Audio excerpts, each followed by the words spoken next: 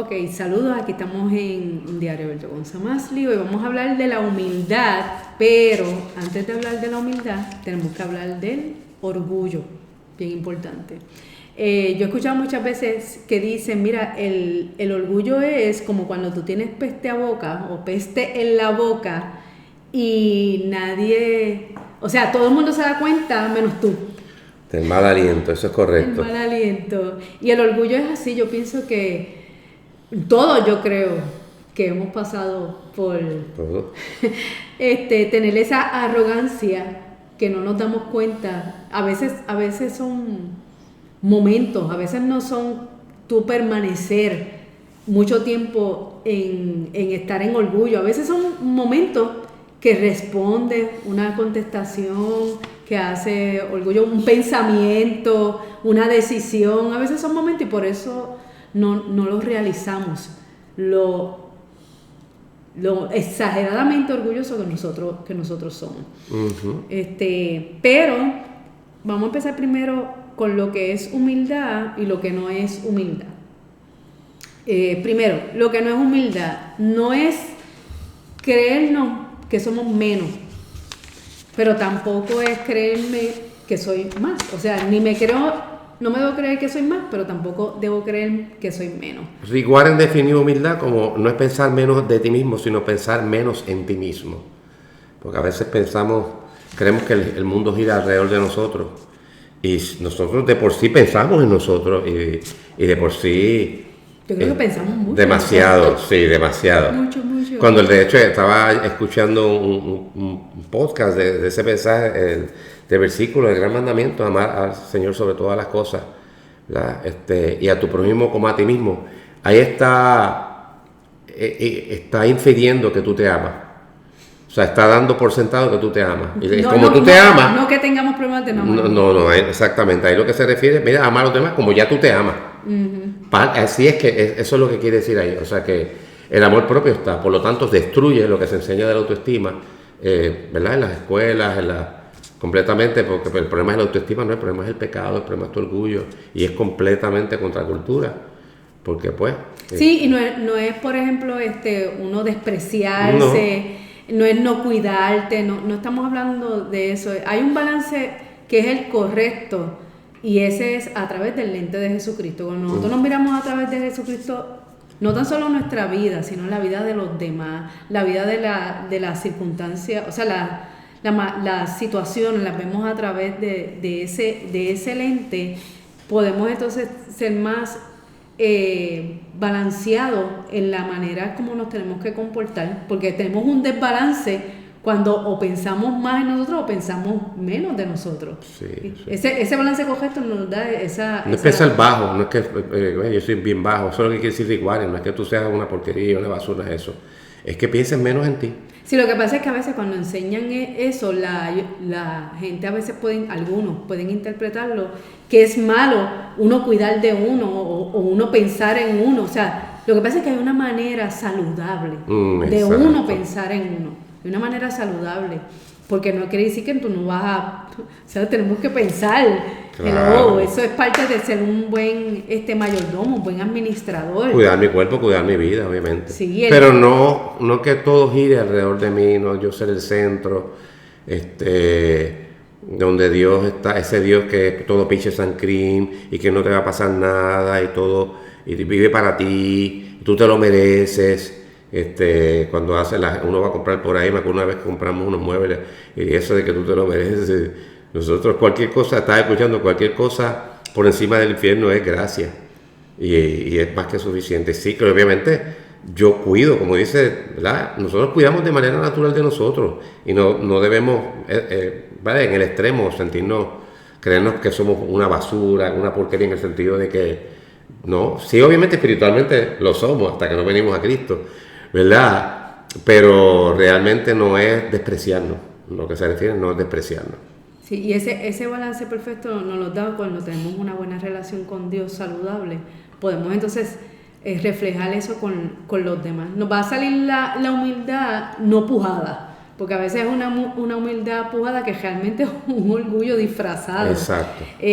Así que vamos a hablar de algunos ejemplos y tú me vas ¿verdad?, interrumpiendo ¿verdad?, con las notas que tú tienes.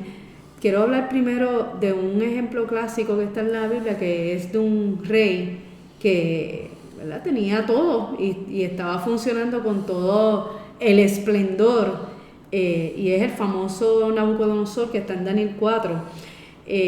Hubo una frase que él miró a Babilonia, ¿verdad?, y estaba orgulloso de lo que había edificado en Babilonia, y dijo: no es esta gran Babilonia que yo edifiqué. O sea, él se veía, inclusive en esta época los reyes se consideraban dioses.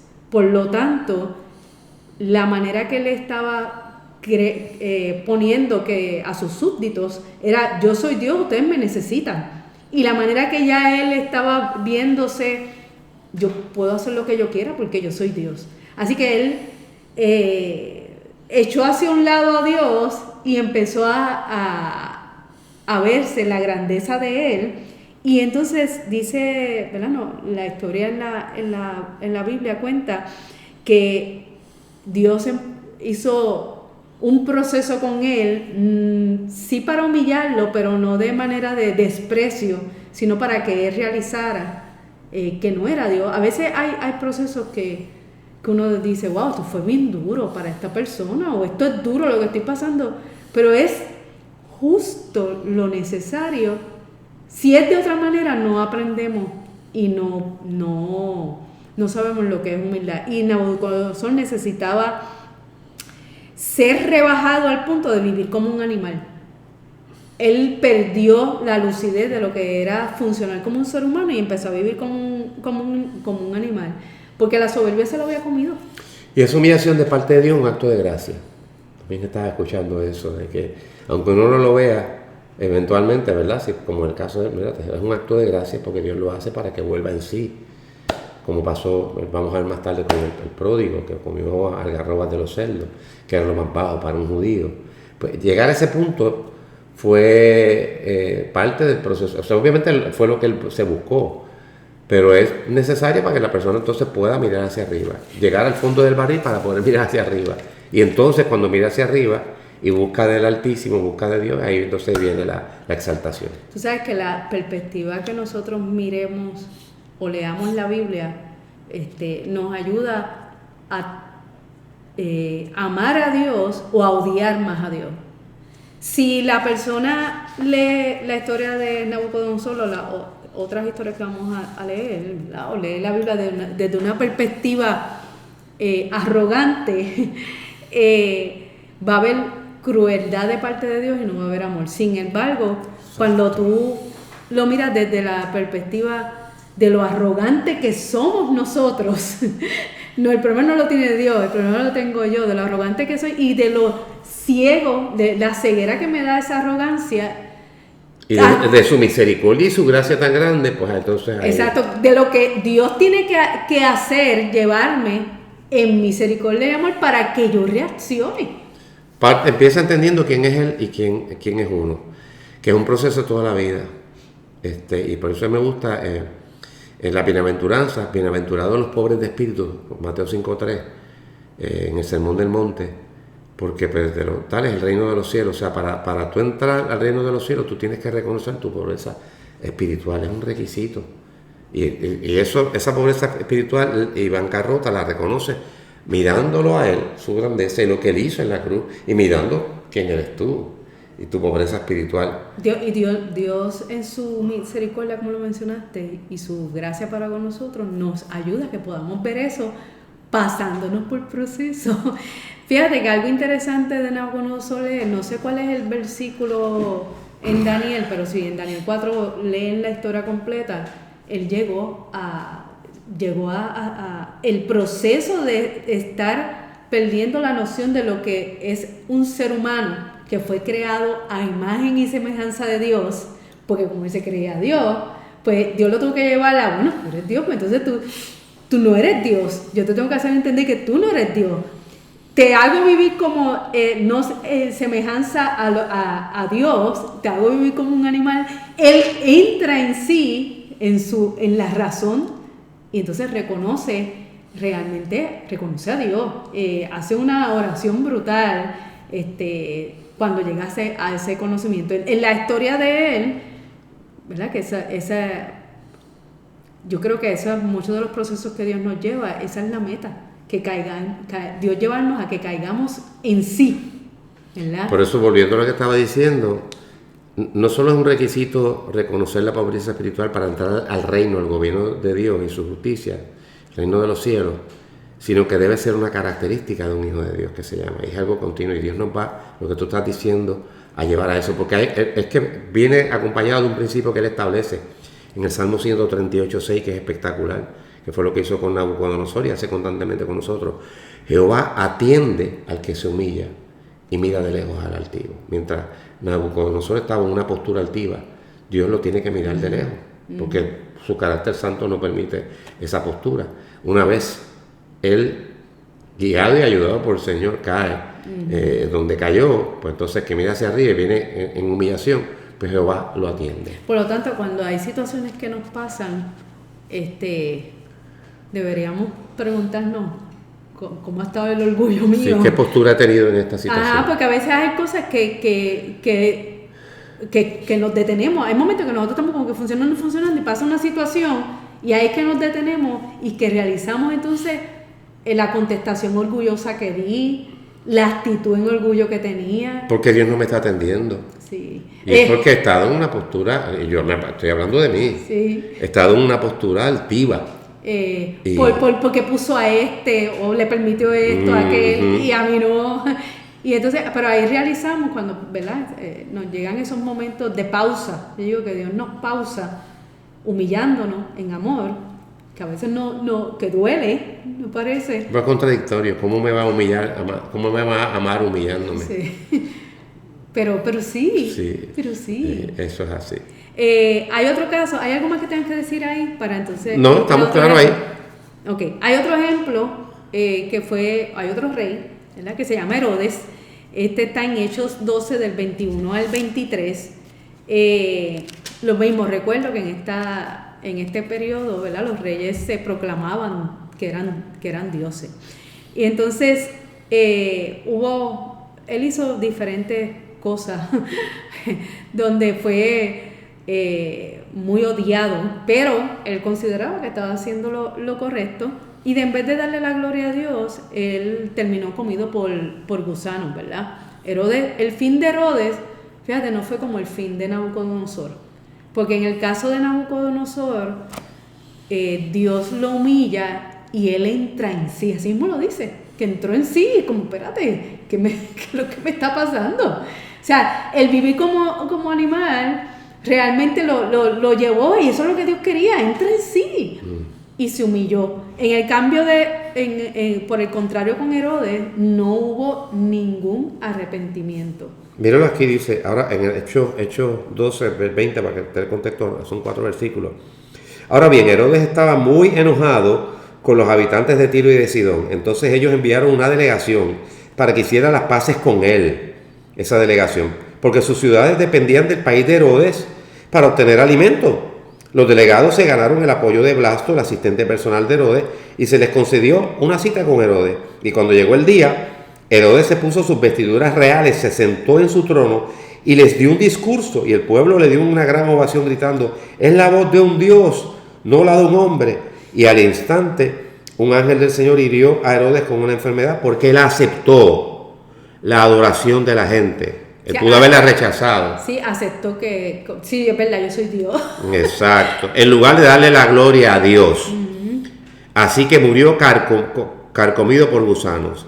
Mientras tanto, la palabra de Dios seguía extendiéndose y hubo muchos nuevos creyentes. O sea, hay muchos momentos de nuestra vida que son esos pequeños momentos que de momento realizaste algo, te salió bien, lo cumpliste, y ese momento de humillación, de reconocer como que sí es verdad, me salió bien, pero realmente la inteligencia que tengo, la habilidad que tengo, ¿quién me la dio realmente? Y sí, te puedo recibir, porque no es como que no recibamos ningún agradecimiento, porque hay gente que va a reconocer elogio, exacto. Reconocimiento, pero sí, no robándole la gloria a Dios. Sí, pero al mismo tiempo, donde puedo recibir ese elogio, puedo aprovecharlo como una oportunidad de reconocer como, mira, al fin y al cabo, yo soy creación. O sea, y eso está en la Biblia, hay principios para eso. Dice 1 Corintios 10:31, que si pues comen o beben o hacen otra cosa, háganlo todo para la gloria de Dios. Y Mateo 5:16, así alumbre su luz delante de los hombres, para que vean sus buenas obras y glorifiquen a su Padre que está en los cielos. Sí, mira, yo hice esto, pero como tú dices, si tuve salud para hacerlo, Dios me la dio. Si tuve inteligencia, Dios me la dio. Si tuve una inquietud de cambiar aquello por lo otro que resultó para bien, fue Dios. Eso es todo. Entonces este señor Herodes le robó la gloria. Fíjate, no digamos que no tuvo oportunidades. ¿Quién sabe cuántas oportunidades Dios le dio de que reconociera? O sea, la Biblia menciona de reyes, no necesariamente que fueran, que se reconocieran como cristianos, pero sí reyes que reconocían, tenían un temor de Dios, y reconocían que la persona que Dios había puesto cercano a ellos, o las personas, habían personas cercanas a ellos. Estoy tratando de pensar, el que edificó las murallas, que las vio caídas, Nehemías, ese rey reconoció en Nehemías algo diferente, y aunque no se reconocía como un rey cristiano, tenía un temor a Dios. Fíjate, no se cuenta de la historia que fue llevado a un proceso de humillación, ¿verdad? Sino al contrario, sino como que le tenía un respeto y una admiración a Nehemías. No sé dónde es que está en el Antiguo Testamento eso, pero está esa historia que hace todo lo contrario a lo de Herodes. Hay un principio que violó Herodes, que nosotros también tenemos que tener mucho cuidado, y yo lo he violado. Dios no comparte su gloria con nadie. Eso tiene que ser bien claro. Se puede aceptar un reconocimiento, pero siempre tratando de llevarlo al Señor. Mira, no, está bien, gracias. Sí, ciertamente me dio la capacidad, yo me esforcé, me fajé, pero tengo que reconocer que si no hubiese sido por Él, no hubiésemos logrado. Sí, porque al fin y al cabo tenemos que llegar a la raíz. Soy creación. Exacto. O sea, el problema de Herodes fue que no reconoció que era creación. O sea, se vio como Dios. Cuando tú dices que tú eres Dios, tú no eres creación. O sea, no, tú eres creación. El primer ídolo que nosotros fabricamos somos nosotros mismos. Entonces, por eso es que uno tiene que tener cuidado. En la espiral descendente del pecado de Romanos 1:18-32, la debacle comienza cuando no se honra y se le da gloria a Dios, y entonces se le da gloria a la creación y honor, empezando el honor por uno mismo. Y eso uno tiene que tener mucho cuidado, porque esa es una tendencia, una inclinación que vamos a tener. Nos ha pasado, y hay que ser cuidadoso con eso. Sí, lo importante de tener una relación con Dios y de sacar tiempo a diario con Dios, es que el Espíritu Santo para eso fue dado, para esos blind sides que se dice, que tú no ves, el Espíritu Santo te muestra, y esos momentos de las disciplinas espirituales como medio y no como fin. Leer la palabra, orar, compartir con los hermanos, te mantiene afiladito. Sí, te pulen. Te pulen, viendo. Y te muestran y sacan a la luz si hay orgullo. Sí, mírate, yo me estoy quejando, y mira con lo que está pasando, mira, las actitudes. Mira, estoy, exacto, conductas, actitudes, decisiones que uno ha tomado. Y eso mantiene a uno constantemente en una verificación constante, un examen constante, donde espérate, tengo que bajarle aquí como que se me fue. Y es bien importante eso. Te ayuda a practicar la humildad. Exacto. Te ayuda a practicar la humildad. Ok, ¿algo más ahí? Por eso el congregarse, ese es uno de los propósitos. Yo, por ejemplo, anoche estaba en una célula. Yo no de ir a célula, pues yo quiero ir a reunirme porque yo quiero. Intencionalmente mi turno yo lo cedí para escuchar a una persona que se está preparando. Sí, es como que, espérate, yo voy más que cuando voy a enseñar. No, pues yo no fui a enseñar, y yo fui allí. y aporté lo que fuera necesario y supe, y escuché y los hermanos me edificaron. Eso es parte de tu practicar la humildad. Sí, porque yo no lo soy, como yo no la tengo, yo necesito hacer ese ejercicio. Eso es como el ejercicio que uno tiene que hacer pesas constantes, porque se te cae el músculo, o sea, parte de ejercer aunque la uno humildad, no lo quiere. Sí. Uno lo quiere, pero sabe que después eso le va a dar, pues como lo dice Hebreo, es verdad que ninguna disciplina, y está hablando de la disciplina, ¿verdad? Espiritual, pero se aplica a todo lo demás. Al presente parece ser causa de gozo, sino de tristeza. Pero después da un fruto apacible de justicia a los que han sido ejercitados en ella. Entonces, cuando uno hace ejercicio, aunque no tenga ganas, eventualmente hay un fruto y ¿verdad? Y empiezas a decirle al cuerpo, tú no mandas, y mi cuerpo, o sea, yo necesito este ejercicio para mi bien. Tú no mandas, tú no vas a ir solamente cuando tú diriges, tú vas a ir a congregar, a escuchar a los hermanos, porque tú necesitas aprender de ellos, escucharlos, y eso te bendice, te fortalece, sus testimonios te estimulan, sus luchas te dan compasión, te dan empatía, te dejan ver que no estás solo, tu queja como que la aplacas. Hay una serie de cosas, unos beneficios que aunque sean egoístas, yo le digo a ellos, aquí el más bendecido soy yo, porque es así, o sea, uno necesita, Dios sabe lo que hace. Aislado, no, sí, obviamente tu relación con Dios es lo más importante, pero el que tiene la oportunidad, porque yo sé que hay gente en lugares que no tienen esa oportunidad, hay gente que están presos, hay gente que ¿verdad? No tienen, pero el que tiene la oportunidad, en la medida que pueda, pues eso también. Sí, o condiciones de salud. Condiciones de salud que no se les permite. Bueno, pues vamos ahora a la parte del orgullo, pero en las relaciones familiares. Vamos a hablar de los dos hermanos, pero la Biblia lo llama el hijo pródigo, ¿verdad? Aunque muchos predicadores dicen que debería titular esa parte el padre amoroso. Estamos hablando de Lucas 15, del 11 al 32. Fíjate algo interesante, que hay unas edades que, en todas las edades podemos ser orgullosos, pero hay unas edades que tendemos a ser más arrogantes y las decimos descaradamente.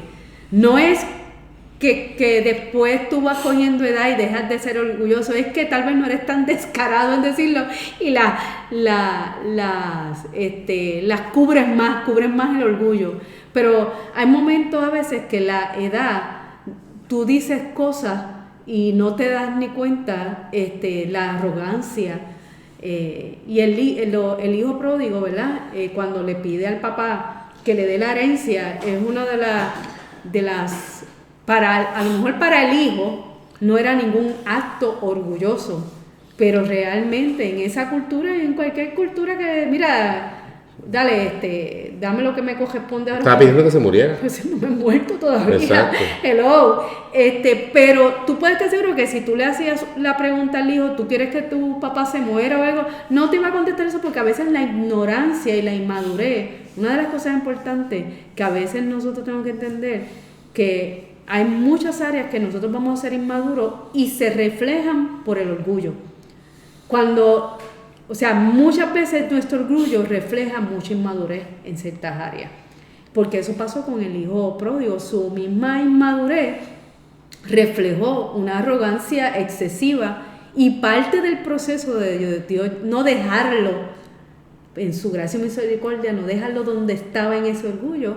Él, en la cultura judía, lo más despreciable en cuanto a trabajo era cuidar de cerdo, ¿verdad? Porque era un animal que ellos lo consideraban inmundo, ¿verdad? De acuerdo a la religión de ellos.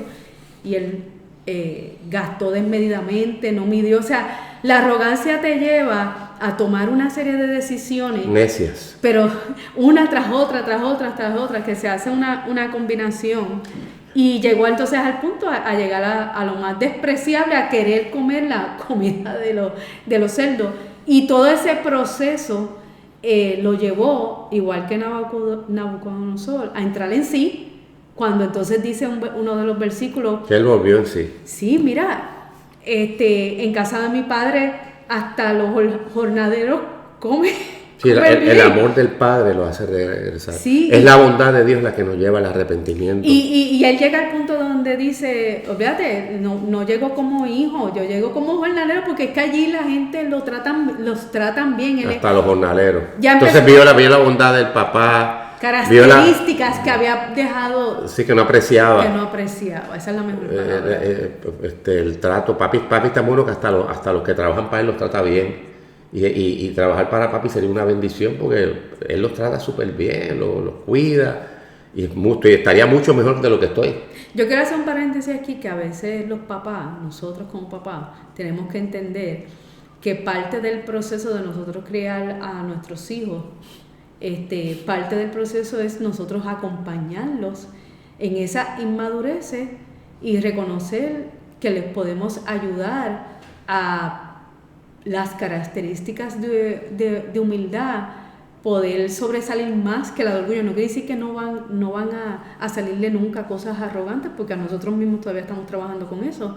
Pero parte de nosotros como papá es poderle ayudar a nuestros hijos, y hay momentos que tienen que pasar situaciones donde no van a comprender, pero ese proceso los ayuda a practicar o a ser humildes y no ser arrogante, ¿verdad?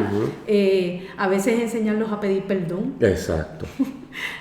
Como hacer fila, a reconocer, a esperar. A reconocer, esto lo hiciste mal, esto está mal, tienes que pedir perdón, o no es verdad, no este es mejor que tú en el deporte, pero no quiere decir que tú no puedas seguir participando.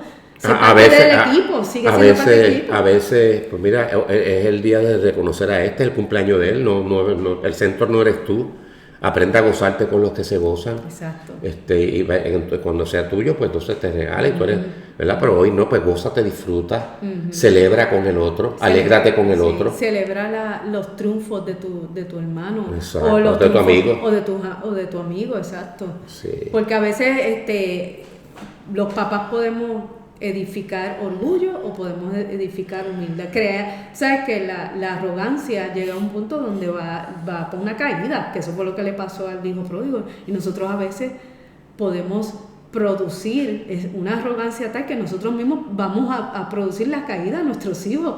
Si no queremos eso, pero produciendo tanta arrogancia, tú eres mejor, diciéndole cosas que desprecian a los demás. Sí, hay papás, por ejemplo, que en los deportes, pues le pelean al coach porque su hijo es la estrella del equipo. Y si viene y ya no es el capitán o viene otro, no hemos visto películas, pero yo estuve en el deporte, que si él ya no es la estrella del equipo, el papá pelea o lo quiere sacar del equipo, ¿entiendes? Entonces, o busca entonces que no darle beneficios al equipo si es que tiene alguna influencia. Si está en la junta o algo así. Sí, eso es horrible. O sea que uno tiene que tener mucho cuidado. También aquí cae, no solamente el pródigo, el peor fue, porque el pródigo por lo menos en la historia tiene un buen final, porque él recapacita, pero su hermano mayor, y esta palabra fue dirigida principalmente a los fariseos, a los religiosos, pues ese ni se alegró cuando su hermano es traído. Perdón, salió. Aquí salió. ChatGPT. No tiene que ver contigo, no sé qué haces aquí. No preguntando nada. No sé qué está, se puso orgullosa. No me ha preguntado nada. Ajá. Y entonces uno tiene que tener, ¿verdad? Cuidado de distinguir una cosa de la otra, porque él no se alegró con su hermano. Prefería que su hermano siguiera perdido, increíblemente. Porque él no era una arrogancia que lo llevó a la rebeldía como el otro, pero una arrogancia que lo hacía creerse mejor que el otro no merecía el perdón, que le impidió alegrarse cuando el otro regresa por su condición. Y entonces, mira, todo lo has tenido, todo lo mío es tuyo, o sea, tú no has hecho fiesta porque tú no quieres. Sí. ¿Entiendes? Y eso es también peligroso. Entonces que el compararse, tal vez él estaba comparando las acciones que, tal vez no, él comparó las acciones que hizo su hermano versus las que él hizo, y obviamente en cuanto a moral, él era más recto. Sí, en cuanto a moral podemos decir, pues claro. Y comportamiento. Pero cuando nosotros estamos hablando de las verdades espirituales, como Dios la ve, sobrepasan a las acciones. Ese era el problema que tenían los fariseos, que ellos miraban las conductas externas, pero nunca miraban la pobredumbre, la muerte que tenían en sus corazones. Y muchas veces nosotros tenemos que tener cuidado en eso, porque empezamos a estar haciendo conductas ahora ¿verdad? De rectitud, y podemos entonces pensar que somos mejor que este, porque mira, no está en la iglesia, o mira, ahora ya yo no hago esto y este sigue haciendo aquello o lo otro, o empezamos a decir, este se apartó, o mira, ahora está bien malito en su relación con Dios, o yo no soy como porque yo no hago esto, y esa comparación es un orgullo mortal. Y el que está perdido, el que termina perdido en la parábola, es ese hermano mayor, porque el otro se arrepiente y viene salvación, aunque fue un pródigo arrastrado. Se humilló, captó la atención del papá y se le trató como un hijo. El papá dijo, no, tú no vienes como jornalero, túnica, calzado, anillo, como hijo siempre. Y aquel que creía que era el más tremendo, pues no. Sí, en las relaciones familiares. No fue salvo. De crianza, ¿verdad? Tenemos que entonces, ¿qué estamos modelando? ¿O qué cosas le estamos dando prioridad? O sea, como papá es algo continuo que tenemos que estar examinando, especialmente cuando hay más hijos, ¿verdad? Porque cuando hay un solo hijo son otros retos. Casi nosotros tenemos un solo hijo, pero los que tienen más hijos, el reto de cómo voy a no comparar. Sí, eso es... No pedirle lo mismo, no tener las expectativas diferentes, porque cada persona es un mundo diferente, tiene dones diferentes, talentos diferentes, inquietudes diferentes, y es difícil. Sí. Van a sobresalir unas cosas y el otro va a sobresalir en otras, y entonces... Sí, y las expectativas a veces que tenemos hacia los hijos, ¿verdad? Y creo que es el peor orgullo que podemos tener como papá, porque no es malo uno desear, ¿verdad?, que los hijos sobresalgan en cosas, pero eso nos nubla de lo que realmente a veces es el mayor potencial que tienen, que no necesariamente es lo que uno está esperando, a veces es en otras cosas. Y entonces es parte también del proceso de uno, ¿verdad?, ir al Señor, ayúdame a que mi arrogancia no me haga insistir a veces en que tienes que continuar estudiando en esto, o esto es lo que tienes que hacer, ¿verdad? Porque creamos y producimos rebeldía en nuestro propio orgullo de no, ¿verdad?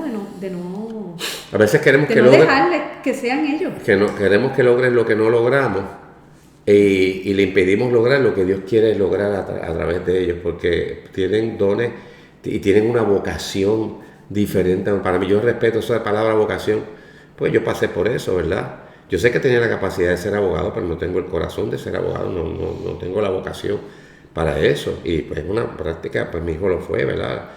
Fantástico. Pero eso es bien importante, papás que le imponen. Y a veces con la vocación, a veces con los deportes, que tienes que jugar tal deporte, porque a mí me gustó, y aquí todo el mundo va a jugar pelota, baloncesto, lo que fuera. Y ese muchacho nada que ver, no le interesa, tiene que tener esa libertad para que su propio camino, instruya al niño en su camino, y cuando fuera viejo, para ir un camino que él tiene, tú le facilitas, le das, pero él va, es un camino que Dios va a tener para él, unas obras que, ¿verdad? Y si se convierte, que es la meta, que Dios va a preparar para él, que van a ser distintas a las obras tuyas. No lo podemos encajonar a que tiene que tener la vida que yo tuve y que tenga las cosas que yo hacía, porque ahí es donde va a ser feliz. Y un proceso también que... diferente. Que sí, que a veces el proceso de todo ser humano de reconocer la necesidad de Dios, reconocer que se tiene que arrepentir, que es pecador, que se tiene que arrepentir, que hay un Dios, que no somos Dios. Ese proceso...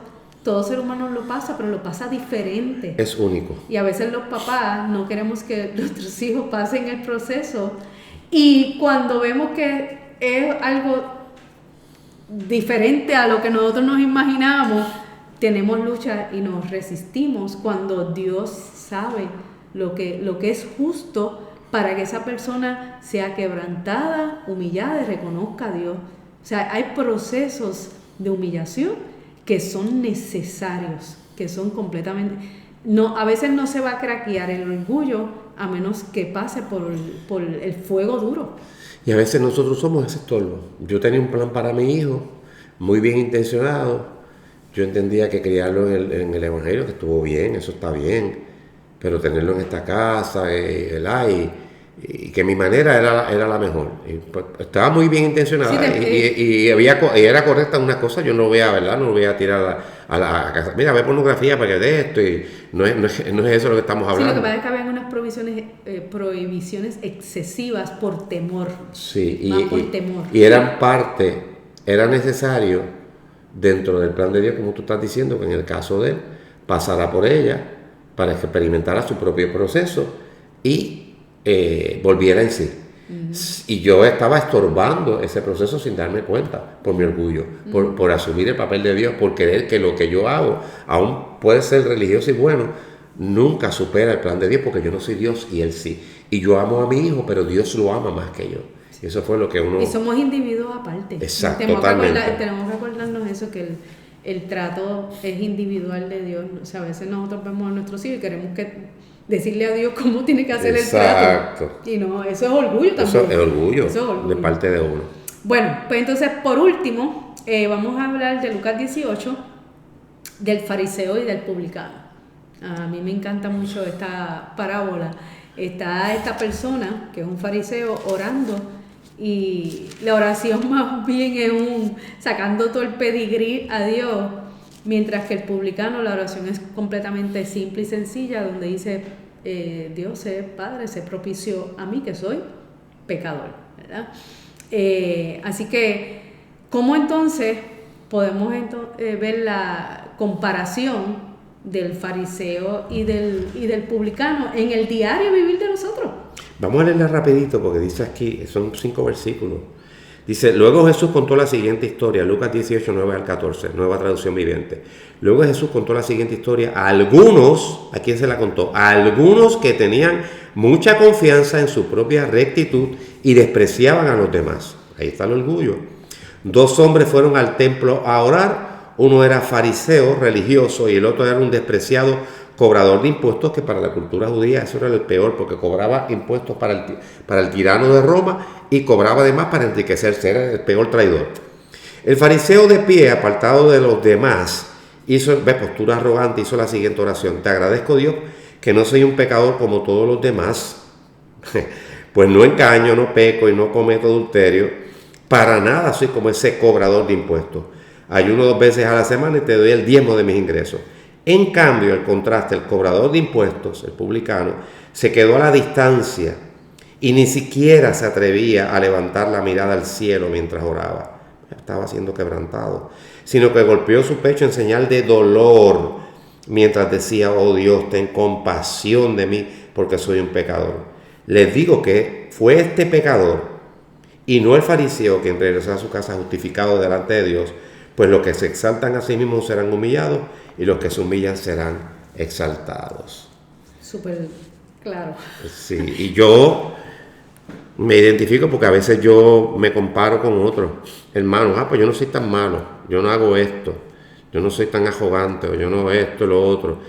Y la verdad es que en el bote de los pecadores estamos todos iguales. Eso, algo que a veces se ve mucho, es cuando nosotros no recibimos una palabra de alguien, ¿verdad? Cuando digo palabra, a lo mejor de ánimo, de enseñanza, porque pensamos que tiene para enseñarme, que tiene esta para enseñarme.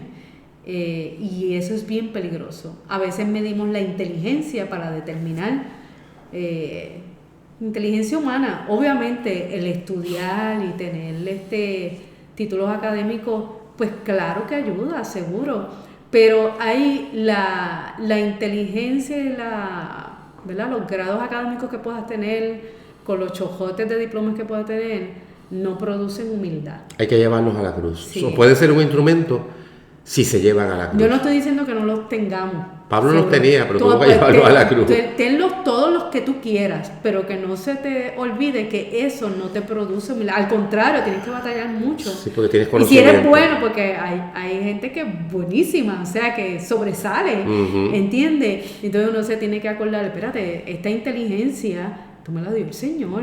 Y estas son oportunidades que Dios me está dando para llegar a sitios que voy a llegar por el título que tengo, pero no es el título. No soy, esto también empezamos a construir identidades por los títulos, ¿verdad? Los fariseos crearon mucha construcción de identidad por la moral que ellos tenían en conductas prácticas externas. Modificación de comportamiento. Pero su corazón estaba bien podrido. ¿Qué es lo que Dios ve? Exacto. Eran rectos. Mira, nosotros no adulteramos, eso sí, pero ustedes miran a una mujer la codicia. Ustedes no llegan al adulterio físico, pero en el corazón ustedes están codiciando a una mujer que no es su esposa y eso es pecado. Nosotros no matamos, sí, pero ustedes odian. Porque Dios elevó el pecado al corazón. ¿Ves? Entonces, por eso es que es más fácil para un pródigo arrepentirse, porque es obvia su maldad. No es que esté bien, porque hay pródigos que no se arrepienten, pero ellos como no necesitan tanto que le diga que son pecadores porque es obvio, pero para el religioso es más difícil porque no parece ser obvio. El que lo reconoce no tiene tanta dificultad de entender su necesidad de Dios. Exacto. Pero el que se siente que lo está haciendo bien, bueno, como los fariseos, entonces es una línea bien invisible y finita donde nosotros podemos estar basando nuestra relación con Dios por una identidad construida cuando nuestra identidad no nos da lo que se pagó en la cruz, el sacrificio que se pagó en la cruz, lo que Cristo pagó, que fue ¿verdad? Por nuestros pecados, tuvo que dar su vida, fue una sustitución porque se necesitaba el perfecto y nosotros no somos el perfecto. Y esos detalles los empezamos a perder y ya empezamos a ver a Dios como un simple cuento, como algo efímero, cuando en realidad es la esencia de vida, que la vida es dura, que vamos a tener situaciones donde tenemos que batallar constantemente con el orgullo, ¿verdad? Porque a veces uno quiere lograr cosas, pero es para sentirme que soy más que el otro. Y son a veces cosas bien finitas. Y entonces tenemos que llegar al punto donde Dios nos lleve constantemente a lo que hizo el publicano. Mira, o sea, sé propicio a mí, te necesito. A mí, porque de eso, aquí la gente puede decir, pero está hablando de un inconverso, una persona que se va a convertir, que sale convertido y uno que no. Pero como cristiano, uno cae, porque uno lo que hace es compararse con el otro que hace lo que tú no haces, o que no hace lo que tú haces. Entonces... Sí, no tiene que ver nada si uno era cristiano o el otro no, eso no tiene nada que ver, si uno era salvo el otro no. Aquí los dos son inconversos, sale convertido el publicano, pero ahora como cristiano, como mi asunto aquí es, ¿cómo me aplica eso a mí? Porque yo me he encontrado, después de ser creyente... Sí, en la cuestión de lo práctico, sí, no podemos estar mirando... hermano no, yo no estoy como este hermano, porque sí, hermano... en la condición humana todos tenemos el problema del pecado, del orgullo. Exacto. Y si eres cristiano no quiere decir que se fue. Y sigo comparándome con los demás, viendo lo que yo hago que ellos no hacen, o lo que no hago que ellos hacen, y entonces es algo donde, porque cuando se nos olvida que delante de Dios somos iguales, y que no hay pecados más grandes ni pequeños, y que por eso es que a mí me gusta siempre decir, cuidado, lo que hizo está mal, pero yo no estoy mejor que él, porque yo no quiero llegar al punto de decir que soy mejor que él, porque ya ahí tendríamos un problema bien serio. Entonces, porque estaría repitiendo eso. Lo mismo, estaría siendo el fariseo. Exacto. Entonces, para terminar, la práctica de uno mantenerse funcionando en humildad, que va a ser una lucha diaria y constante, solamente tenemos, ¿verdad? Una aplicación que sería la que nos garantizaría que cada vez crezcamos más en humildad y vayamos doblegando más el orgullo, porque hasta que no salgamos de este cuerpo vamos a estar trabajando con eso. Va a ser nuestra relación con Dios, eso va a ser así. O sea, mientras más nosotros nos miremos en el espejo de Dios, vamos a ver más la necesidad que tenemos de Dios, y no porque Él nos quiera humillar, porque nos parezcamos, o sea, porque nos quiera hacer un mal. Al contrario, la humillación es un acto de profundo amor de Dios para que cada vez nos asemejemos más a Él. Pablo lo experimentó, dijo al principio que él era de los apóstoles, era el más pequeño, su primera etapa, sus primeros escritos, primeras cartas, Luego dice que de los santos es el más pequeño. Y luego termina diciendo al final de su vida que de los pecadores era el primero. Entonces tú ves un entendimiento gradual cada vez más de su bajeza, de su pecaminosidad y de la grandeza de Dios. Sí, que no es una cosa de la noche a la mañana, es un proceso. Sí, si él lo experimentó, pues imagínate, pero ahí tenemos que aspirar a eso. Uh-huh. Se supone que si yo tengo 40 años en el Evangelio y eso es lo que esa es la realidad. Porque uno va conociendo más a Dios, conociendo más lo terrible que uno es, ¿verdad? Uh-huh. Sin él, y esa debe ser si no se produce eso, algo está fallando y no es Dios. Hay un problemita donde yo estoy poniendo la mirada donde no tengo que ponerla, porque si me estoy viendo cada vez más grande y a Dios más pequeño, hay algo que no está bien. Se supone que sea al revés. O si me veo todo el tiempo que necesito sobresalir más que las otras personas, también ahí estoy desenfocado. Exacto. Estoy teniendo la mirada fuera de donde tengo que tenerla. Bueno, creo que aquí estamos.